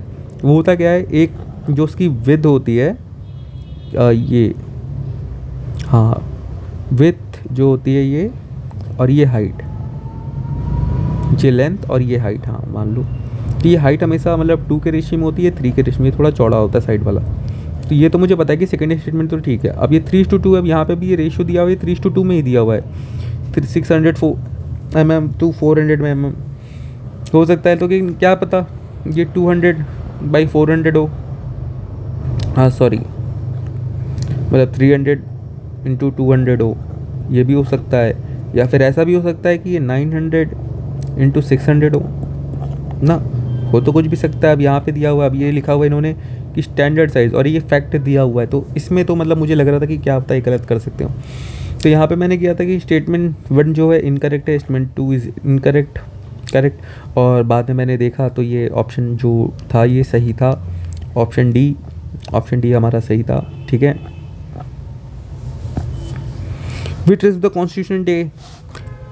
Consider the following statement with respect to the Constitution Day. Statement first: the Constitution Day celebration on 26 November year to promote constitutional values among citizens. हाँ सही है। On 26 November 1949 Constitution was set up a drafting committee under the period of Constitution. तो ये तो गलत है, उस दिन तो कॉन्स्टिट्यूशनल फाइनलाइज हुआ था, ड्राफ्टिंग कमेटी तो ना सेटअप की थी। ड्राफ्टिंग कमेटी तो आई थिंक अगस्त में सेटअप हुई थी, अगस्त 1946 में, आई थिंक अगस्त या सितंबर में, ऐसा ही अगस्त 1947 में हुई थी आई थिंक, ठीक है। With respect the following the fact, तो दूसरी स्टेटमेंट तो इनकरेक्ट है, पहली करेक्ट है, तो इसमें सीधे सीधे कर दो। स्टेटमेंट 1 इज करेक्ट, इसमें 2 इज इनकरेक्ट। लक्ष्मीकांत पढ़ा है तो डायरेक्ट क्वेश्चन ये सॉल्व कर लेते आप। Consider following question, Switzerland is one of the leading exporter of gold in terms of value, ठीक है। Switzerland is the second largest gold reserve in the world, second largest gold reserve in the world एक fact है, और leading exporter of gold in terms of value ये भी हो सकता है। तो एग्ज़ाम हॉल में तो यार देखो दोनों इस स्टेटमेंट मुझे कॉम्प्लीमेंट लग रही थी, तो इसलिए मैंने कर दिया था, लेकिन ये क्वेश्चन मेरा गलत हो गया था। इसमें मैं एग्ज़ाम हॉल में करके आया था कि हाँ दोनों स्टेटमेंट सही है और करेक्ट एक्सप्लेनेशन है, बट द थिंग इज़ गलत है। ये जो सेकेंड लार्जेस्ट नहीं, ये 7th लार्जेस्ट था, बाद में मैंने चेक किया तो 7th लार्जेस्ट था। तो मतलब statement first is correct, statement second is incorrect, ये ऐसा होगा, ठीक है। तो थोड़ा थोड़ा यार, अब सारे क्वेश्चन 100 में से 100 तो आप सही करके आओगे नहीं ना, तो कुछ कुछ तो गलत भी हो जाते हैं, तो वो तो होंगे। बाकी अपने को तो 200 में से 200 तो लाने नहीं है ना, अपने को तो 100 पार करने हैं, तो वो हो जाएंगे। The following statement, recently the USA and European Union launch the trade technology council, ठीक है। The US and EU claim that the theories they are trying to bring technological progress and physical productivity under their control. तो भाई ये तो मुझे थोड़ा doubt में लग रहा था कि अंडर देयर कंट्रोल, ये तो मतलब ट्रेड एंड टेक्नोलॉजी काउंसिल नाम है, तो उसके लिए मतलब ऐसा कंट्रोल के लिए क्या ज़रूरत है। Trying to bring technological progress and physical productivity, technological progress चलो ठीक हो गई, अब ट्रेड है तो ट्रेड के लिए फिजिकल प्रोडक्टिविटी का इसमें क्या काम। हर एक वर्ड को ध्यान से पढ़ा करो, हर एक वर्ड इंपॉर्टेंट है, एक एक वर्ड पे दिक्कत हो जाती है। जैसे इसके पहले दिक्कत ना ड्रिंकिंग एंड सैनिटेशन वाले पे, वहाँ दिक्कत हो गई थी। इस क्वेश्चन में भी वही है, टेक्नोलॉजिकल प्रोग्रेस एक वर्ड है and physical productivity. Physical productivity trade में तो मूवमेंट होती है ना, प्रोडक्टिविटी से तो रिलेशन है नहीं। दूसरा स्टेटमेंट मुझे गलत लग रहा था और इसको मैंने गलत किया ही था, और स्टेटमेंट फर्स्ट को मैंने सही माना था क्योंकि इसमें भी US एंड EU दे रखा है इन्होंने, इसमें भी डाल ही रखा, तो सही होगा, इतना तो गलत करेंगे नहीं। तो ये स्टेटमेंट मैंने सही किया था और ये सही है आंसर, कि स्टेटमेंट पहला जो सही है, स्टेटमेंट 2 जो है वो गलत है। 89 पे आ जाते हैं। India account for the 3.2% of the global export of good. कान खड़े कर लेना, एक फैक्ट्स यहाँ दिए हुए हैं, 3.2%। Many local companies and some Indian foreign operating in India have taken advantage of India's PLI scheme. हाँ, तो ये भी है कि इंडिया, कुछ सम फॉरेन कंपनीज और मेनी लोकल कंपनी सब ने PLI स्कीम लिया है। अगर आपने PLI स्कीम थोड़ी सी पढ़ी है, ये PYQ है, तो आपको पता होगा कि कुछ कुछ केसेस में फॉरेन कंपनीज भी अलाउ हैं PLI स्कीम का फ़ायदा लेने के लिए, ठीक है। तो ये PYQ था, PLI, आपको इसको पढ़ना चाहिए। नहीं पढ़ के गए तो आपकी गलती। PYQ पूरे सॉल्व करके जाया करो, बार बार बता चुका हूँ। इंडियन अकाउंट पर 3.2%, तो यहाँ पे एक फैक्ट है, फैक्ट में गलती हो सकती है, क्या पता ये 1% हो, 2%, 3% हो, 0.2 लगा दिया, तो कुछ भी हो सकता है। तो पहले स्टेटमेंट को मैंने गलत माना था, दूसरे को सही माना, और ये तभी कर पाओगे जब PYQ करके जाओगे, जब आपको पता होगा कि UPSC गलत कहाँ कहाँ पे करती है, ठीक है। तो और ये क्वेश्चन मेरा सही था, क्योंकि फैक्ट इन्होंने गलत ही दिया था, बाद में मैंने चेक किया तो आई थिंक ये 1.6% था क्या ऐसा, या 2% ऐसे ही समथिंग था। ठीक, अगले पे आ जाते हैं। The stability and growth pact of the European Union treaty is a limit the level of budgetary deficit in the countries of the European Union. चलो ठीक है, beg the countries of the European Union to share their infrastructure facilities in the countries of the European to share their technologies. अब देखो यहाँ पे question क्या है, stability and growth, ठीक है ओके। अब बजटरी डेफिसिट को कंट्रोल करके हाँ स्टेबिलिटी आ जाएगी। ये दोनों ऑप्शन देखो, इस ऑप्शन को देखो, ये दोनों थोड़े कॉमन है और ये अलग है ना। अब देखो, make the countries of to share their infrastructure facilities, और ये बजटरी डेफिसिट की बात करता है और ये शेयर करता है फ्लेक्सिबिलिटी, और शेयर की बात की गई है टेक्नोलॉजीज़ की। ये दोनों चीज़ें ग्रोथ में तो हेल्प कर सकती हैं, लेकिन क्या स्टेबिलिटी आ सकती है इन दोनों चीज़ों से? ये देखो कि एक इंफ्रास्ट्रक्चर फैसिलिटी हो रही है, लेकिन इससे स्टेबिलिटी का क्या रिलेशन? शेयर है टेक्नोलॉजी, टेक्नोलॉजी से स्टेबिलिटी का क्या रिलेशन? ग्रोथ हो सकता है।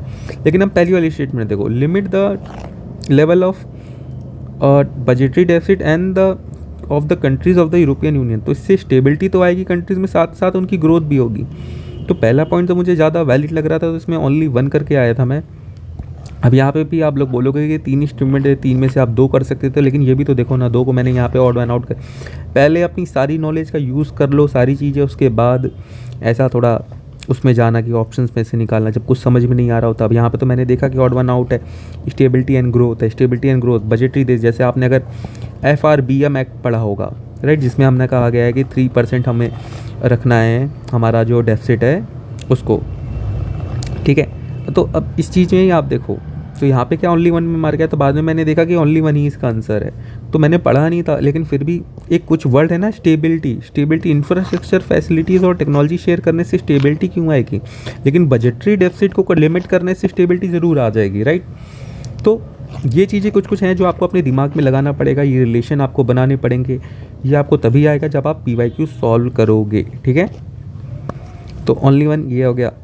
अब अगले पे आ जाते हैं। रिसेंटली ऑल द कंट्रीज, ये देख लो, all the countries of United Nations have adopted the first ever impact of the international migration, the global compact for safe orderly GCM। चलो ठीक है, all the countries have adopted, ये तो गलत ही लग रहा, कोई भी रेजोल्यूशन इतनी जल्दी से तो अडॉप्ट कर नहीं लेते, वो भी माइग्रेशन को लेकर के। माइग्रेशन इतना सीरियस इशू है और उसको सारी कंट्री अडॉप्ट कर ले बिना ऐसा कोई इशू है, मुझे तो नहीं लगता। पहला तो मैंने ऐसे क्रॉस किया। द ऑब्जेक्टिव एंड कमिटी में GCM are binding on the UN member states. कुछ भी बाइंडिंग नहीं होता UN में, बहुत सी लिमिटेड चीज़ें ही होती हैं जो बाइंडिंग होती है, और जो बाइंडिंग होती है फिर उसको तो बहुत सारे स्टेट रिकॉग्नाइज कर लिए, तो बहुत ज़्यादा ही मुश्किल है।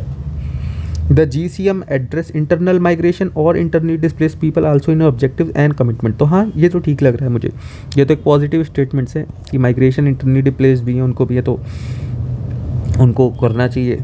तो यहाँ पे तो मुझे ऐसा पहले और दूसरे तो मुझे दिक्कत लग रहा था, क्योंकि बाइंडिंग अब तक जहाँ भी PYQ में जहाँ पे भी UPSC ने बाइंडिंग वर्ड यूज़ किए हैं UN रेजोल्यूशन को लेके, वो ऑप्शंस गलत हुए हैं। और ऑल द कंट्रीज़, तो ये भी गलत है कि ऑल द कंट्रीज़ मतलब ऐसा डायरेक्टली अनॉनिमसली कर लें, तो फिर ये भी तो मतलब थोड़ी कुछ ना तो प्रॉब्लम है। तो यहाँ पर ओनली 1 करके आया था और ये भी सही था मेरा, ओनली 1 ही इसका आंसर है।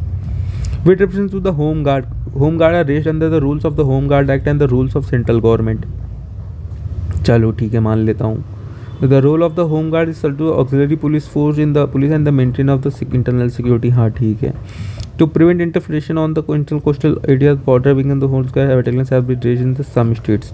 हाँ, तो ये भी ठीक है। तो यहाँ पे क्या हुआ कि मुझे लग रहा था ये तो इसमें ओनली 3 मार्क के आया था, क्योंकि मुझे एग्जाम में उतना मैंने ध्यान नहीं दिया था। लेकिन यहाँ पे क्या है, रूल्स ऑफ सेंट्रल गवर्नमेंट, इस पर मुझे ध्यान देना चाहिए था। इस पर आप ध्यान दिया करो हर एक वर्ड पे कि home guard act, rules of, और यहाँ लिखा है रेज्ड अंदर द, तो यही चीज़ है ना कि। और तीसरे स्टेटमेंट में आप पढ़ोगे क्या लिखा है, to prevent infiltration on the international border coastal area the border wing home guard battalions have been raised in some states. कुछ स्टेट्स में की गई हैं, और यहाँ लिखा है रेज्ड होती है अंदर home guard of the rules of the central government, की सेंट्रल गवर्नमेंट्स के रूल्स होते हैं राइट। तो यहाँ पे मैं एग्जाम में तो ओनली 3 करके आया था, लेकिन इसका आंसर जो ओनली 2 होगा। 3 स्टेटमेंट दे रखी है आपको, एक पता है कि चलो ये पुलिस फोर्स को ऑक्सिलरी फोर्स थोड़ा ऐसा करती होगी इंटरनल सिक्योरिटी मेंटेन करने के लिए। हाँ, तो ये भी मान सकते हो कि ये दोनों ऑप्शन देख रहे हो ना, थोड़ा मतलब आपस में मिलजुल भी रहे हैं कि इन्फिल्ट्रेशन कर रहे हैं, बॉर्डर कोस्टल एरियाज़ हैं तो उसमें पुलिस की मदद कर रहे हैं इंटरनल सिक्योरिटी को करने के लिए। तो ये दोनों ऑप्शन जो हैं आपस में इंटर रिलेटेड लग रहे हैं थोड़े बहुत, ठीक। और पहला ऑप्शन यहाँ पे क्या है, ये गलत है। ये मतलब बाद में मैंने चेक किया था कि rules of the central government नहीं, कि स्टेट गवर्नमेंट के अंदर होते हैं, राइट, कि स्टेट गवर्नमेंट जो होती है वो रेज़ करती है इनको, होम गार्ड्स को, ठीक है। तो ये मेरा वैसे गलत हो गया था, बाकी इसका आंसर ओनली 2 है। और इसमें भी आप ऐसे निकाल सकते हो, तो उस टाइम पे तो मैंने देखो अब हर जगह हर क्वेश्चन तो सही नहीं हो सकता ना, तो ये वाले में ऐसा हो सकता कि इसमें आप अगर आप थोड़ा सा मैं और ध्यान देता तो हो जाता, लेकिन टाइम भी उतना नहीं मिलता, तो कुछ ही करने होते हैं, तो ये दोनों सही थे इसमें, ठीक है। तीसरे में आ जाते हैं, अनऑथराइज वियरिंग पुलिस और मिलिट्री यूनिफॉर्म। यूनिफॉर्म की बात की जा रही है पुलिस और मिलिट्री की। knowingly misleading or otherwise interfering with the police officer और military, इसमें पुलिस और मिलिट्री की बात when engaged in their duties, ठीक है। Celebratory gun fire which can endanger the personal safety of the others, हाँ ये मुझे पता लग गया कि आर्म्स वाला ही होगा। आर्म्स के रिगार्डिंग है तो आर्म्स होगा, एक अपने को एक ऑप्शन अपने को सीधे पता लग गया कि हाँ ठीक है। बाकी दो में अपने को डाउट है। अब यहाँ पे कि इंडियन एविडेंस एक्ट यूज़ होता है एविडेंस के लिए ना, मतलब इस चीज़ के लिए तो यूज़ नहीं होता कि इन चीज़ों को लेकर के कि पुलिस को मिसलीड कर रहे हैं, अदरवाइज़ इन चीज़ों के लिए मिलिट्री के लिए जो ड्यूटी में, तो ये मुझे थोड़ा सा ठीक नहीं लग रहा था। तो मैंने कहा इन दोनों में मुझे डाउट था कि इन दोनों में से कौन सा सही है, क्योंकि ऑफिशियल सिगरेट एक्ट है तो ऑफिशियल के कुछ सिगरेट्स होते हैं, उसका यूनिफॉर्म मिलिट्री से क्या लेना देना, ऐसा मैं सोच रहा था मे भी। तो मुझे इन दोनों में डाउट हो रहा था, एक सही था तो इसमें ओनली 2 करके आया था, और ऑप्शन ओनली 2 ही सही है। देख रहे हो कितना आसान कर दिया यूपीएससी ने, आपको देखना ही नहीं, एक सही पता है, बाकी के 2 के आपको नहीं पता। आपको ये पता होना चाहिए कि उसमें से एक तो डाउट में होगा तो ओनली 2 करके आओ। 3 ऑप्शन है, 3 में से ओनली 2 करके आओ। मैं यही करता हूँ, मुझे नहीं समझ में आता ओनली 2 करके आ जाता हूँ। इसमें भी ओनली 2 करके आया था और सही था ये ओनली 2, नहीं इसमें ओनली 3 करके आया था, सॉरी। मैं इसमें देख रहे हो, इसमें अगर मैं ओनली 2 करके आता, एक मुझे पता था, 2 में मैं छोड़ देता ओनली 2 करके आता, तो ये भी सही हो जाता, ठीक। अगले में आ जाते हैं, नॉर्थ की हुई तुरी वॉर बिटवीन अर्मेनिया, नॉर्खनो कोरबाक्श और खेरसन ज़ैपोरिज़िया। अब खेरसन ज़ैपोरिज़िया अगर आपने लास्ट ईयर का थोड़ा सा न्यूज़ फीड चलाया है, आपने थोड़ा सा भी यूक्रेन रशिया का कॉन्फ्लिक्ट फॉलो किया था, ऐसा ट्रेंड आपको पसंद है, तो आपको ये पता होता है खेरसन ज़ैपोरिज़िया ये यूक्रेन में है, ठीक। तो ये कट गया। नरगानो कोरबक्स, अगर आपको ये भी, अगर आप थोड़ा सा आईआर फॉलो करते हो, थोड़ा सा सोशल मीडिया यूज़ करते हो, तो आपको ये पता लग जाता है कि ये जो वॉर अर्मेनिया और अज़रबैजान के बीच का है, ठीक। तो मुझे जब ये पता लग गया कि ये यहाँ है, तो ये वाली चीज़ तो पक्का इन्होंने गलत दी होगी, सामने गलत ही है, तो इसका नन था आंसर। तो मैंने नन पे इसके करके आया था और ये ऑप्शन भी मेरा सही था, ठीक। थोड़ी नॉलेज तो चाहिए होगी। Israel has established diplomatic relation with some Arab states, चलो ठीक है मान लिया। The Arab peace initiative material by Saudi Arabia was signed by the Israel and Arab League, हाँ ठीक है। मटेरियल सऊदी और साइंड बाय, ठीक है, लेकिन इसका रिलेशन डिप्लोमेटिक रिलेशन के साथ है कि नहीं है। अरब ने Israel establish diplomatic relation with सब Arab states, the Arab peace initiative material by the Saudi Arabia was signed by the Israel and Arab League. तो इसके लिए देखो, अब डिप्लोमेटिक रिलेशन क्या था, ये तो मैंने PYQ से देखे हुए थे ना। अब PYQ में क्वेश्चन आया हुआ था अब्राहम अकॉर्ड ना, अब्राहम अकॉर्ड, और अब्राहम अकॉर्ड के बाद ही इजराइल और अरब स्टेट्स के बीच में UAE और बहरीन जो है उसके बीच में वो हुआ था कि उन्होंने डिप्लोमेटिक टाइज चालू किए थे। तो और ये जो अरब पीस इनिशिएटिव था वो वहाँ पे पीस लाने के लिए था, उसका डिप्लोमेटिक रिलेशन से कोई लेना देना नहीं था। अगर आपने थोड़ा सा ये पढ़ा तो मुझे ये पता था कि दोनों स्टेटमेंट तो करेक्ट हैं, लेकिन वो करेक्ट एक्सप्लेनेशन नहीं है सेकंड फर्स्ट वाले की, ठीक है। तो ये मैं करके आया था और ये स्टेटमेंट सही था मेरा, ठीक है। चलो अब यहाँ पे आ जाते हैं with the pair of the sport, major Dhyan Chand Khel Ratna, Arjuna award, Dronacharya Rashtriya Khel Protsahan Puraskar for the most spectacular and outstanding performance over the period of last 4 years, ठीक है। अब मैच द फॉलोइंग टाइप में है ये। मेजर ध्यानचंद ये तो मतलब सबसे ऊपर का अवार्ड आता है। अर्जुन अवार्ड क्या है, for the life time achievement of a sports person, हाँ हो सकता है। Dronacharya to honour eminent coaches who have trained successfully sports teams, तो द्रोणाचार्य ये तो ठीक है, द्रोणाचार्य को या था कोच था, तो इसके लिए ये ऑप्शन तो अपना एकदम सही सही है, अपने को पता लग गया। राष्ट्रीय Khel Protsahan Puraskar to recognise the contribution made by the sports person even after their retirement. ठीक है, तो अब मुझे ये लग रहा था कि इसमें कुछ तो गड़बड़ी है, क्योंकि एक अपने को सही हो गया था, अब बाकी में अपने को समझ नहीं आ रहा था कि कौन सा सही है कौन सा गलत। तो यहाँ पे मैंने क्या किया था, फिर यहाँ पे मैंने देखा कि देखो मेजर ध्यानचंद खेल रत्न अवार्ड, ये खेल रत्न अवार्ड तो बहुत बड़ा अवार्ड है कि मतलब ऐसा पूरा लाइफ टाइम के लिए देना चाहिए मेरे हिसाब से, और ये जो है लास्ट 4 ईयर्स के लिए, तो ये मुझे लगा कि कहीं ना कहीं ये तो अर्जुन अवार्ड के लिए होना चाहिए, और ये जो है लाइफ टाइम अचीवमेंट के लिए भाई है। अब क्योंकि ये तो ज़्यादा बड़ा अवार्ड है ना, तो लाइफ टाइम अचीवमेंट के लिए स्पोर्ट्स पर्सन के, तो मुझे लग रहा था कि यहाँ पे कहीं ना कहीं इन्होंने उसको थोड़ा ऊपर नीचे कर दिया है, राइट।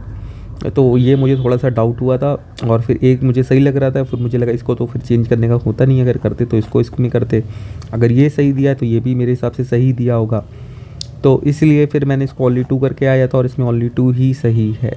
ठीक है, देख रहे हो, मुझे पता नहीं था, मैंने मतलब ऐसा पढ़ा नहीं था इन दोनों के बारे में कि अर्जुन अवार्ड और ये मेजर ध्यानचंद खेल अवार्ड क्या दिया जाता है, लेकिन इतना पता था कि ध्यानचंद खेल रत्न अवार्ड अपना स्पोर्ट्स के ऊपर सबसे टॉप का अवार्ड है। ठीक है, उसके बाद आता है अर्जुन अवार्ड, तो इसीलिए फिर मैंने कहा ये लाइफ टाइम अचीवमेंट के लिए तो स्पोर्ट्स पर्सन को ध्यानचंद ही मिलना चाहिए, राइट, उसके हिसाब से।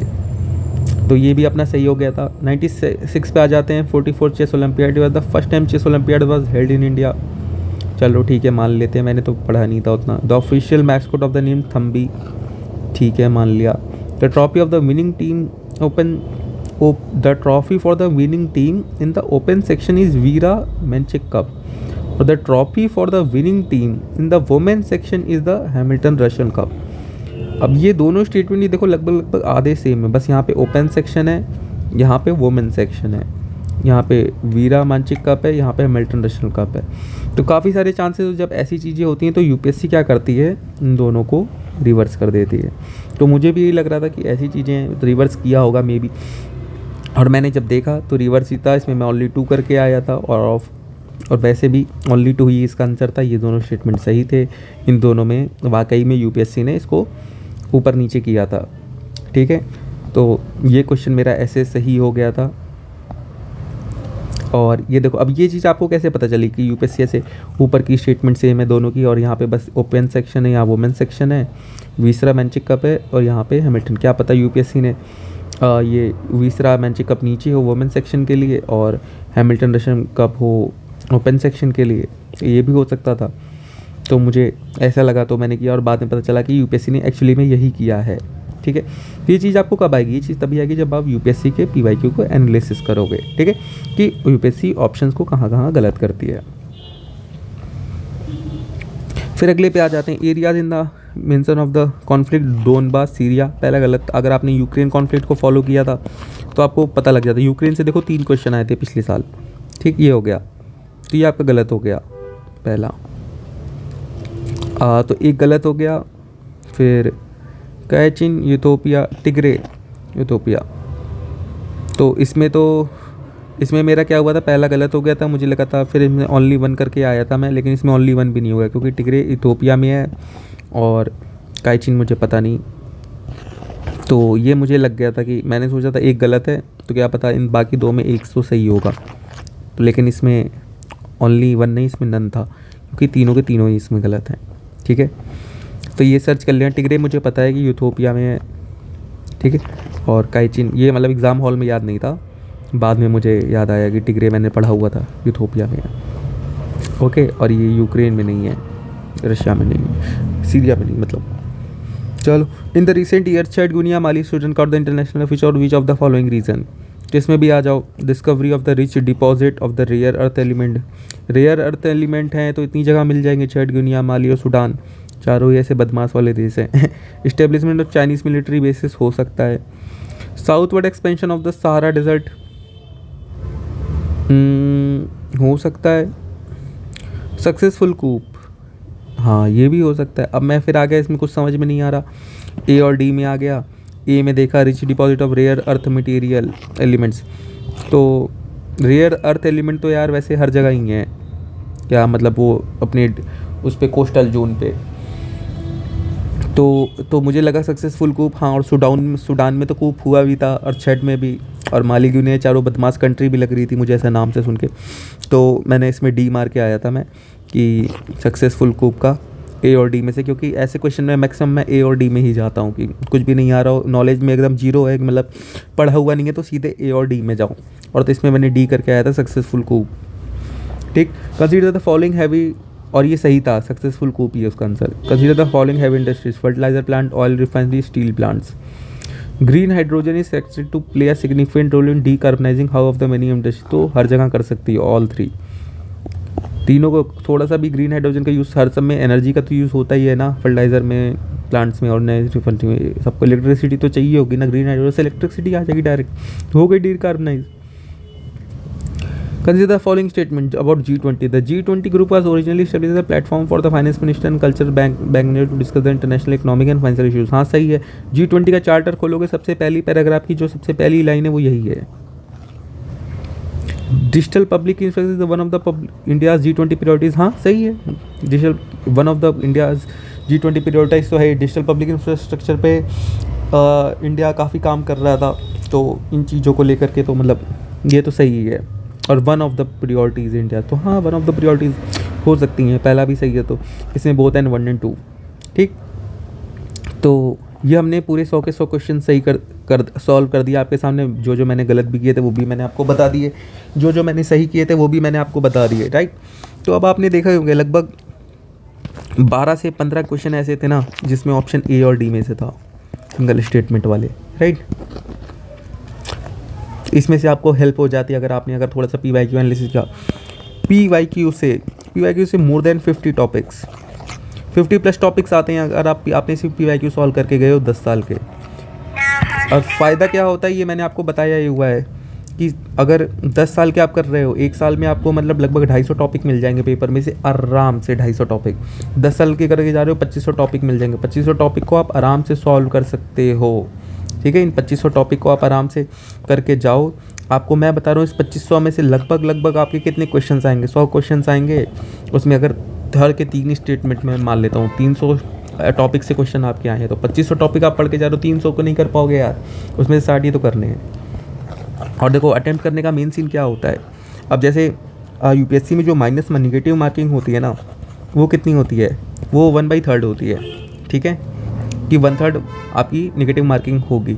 तो मतलब क्या है कि अगर आप 4 क्वेश्चन कर रहे हो, 4 में से अगर 1 सही है और 3 गलत है, ठीक है, 3 गलत है 1 सही है, ठीक, तो 1 सही करने पे आपके 2 नंबर प्लस होंगे, 3 गलत करने पे ना तब जाके आपके 2 नंबर माइनस होंगे और तब आप 0 पे आओगे। समझ गए? तो मतलब आपका अगर आप 4 क्वेश्चन कर रहे हो और उसमें सिर्फ 1 सही है ना, तो भी आप 0 पे हो, कोई दिक्कत नहीं है, माइनस तो आपका हो ही नहीं रहा है। तो अटेम्प्ट तो पूरे करके आओ, मैं तो पूरे 100 अटेम्प्ट करके आता हूँ, 100 नहीं तो 99, इसके नीचे तो करना ही नहीं है, पूरे अटेम्प्ट करके आओ, कोई दिक्कत नहीं है। जितना लॉजिक हो सके सब लगा देता हूँ, जितनी चीज़ें हो सकती है सब कर देता हूँ, कुछ भी हो। क्वेश्चन सारे अटेम्प्ट करके आने हैं, माइनस में नहीं जाना है। और मैक्सिमम चांसेस क्या होते हैं 2/2 आने के, कि मतलब 2 सही हैं 2 गलत हो रहे हैं, 2 सही हो रहे हैं 2 गलत हो रहे हैं, तो भी आप फ़ायदे में ही हो ना, सीधे सीधे। ये देखो 2 सही हो रहे हैं और 2 गलत हो रहे हैं, तो भी आप फ़ायदे में आओगे। 2 सही हो रहे हैं मतलब 4 नंबर प्लस में हो गए, और 2 गलत हो रहे हैं, तो 2 गलत हो रहे हैं तो इसमें आपके कितने कितने आपके गलत हो जाएंगे, 1.2 के समथिंग मान लो, 1.2, तो भी आप मतलब 2.8 प्लस में आ रहे हो, राइट।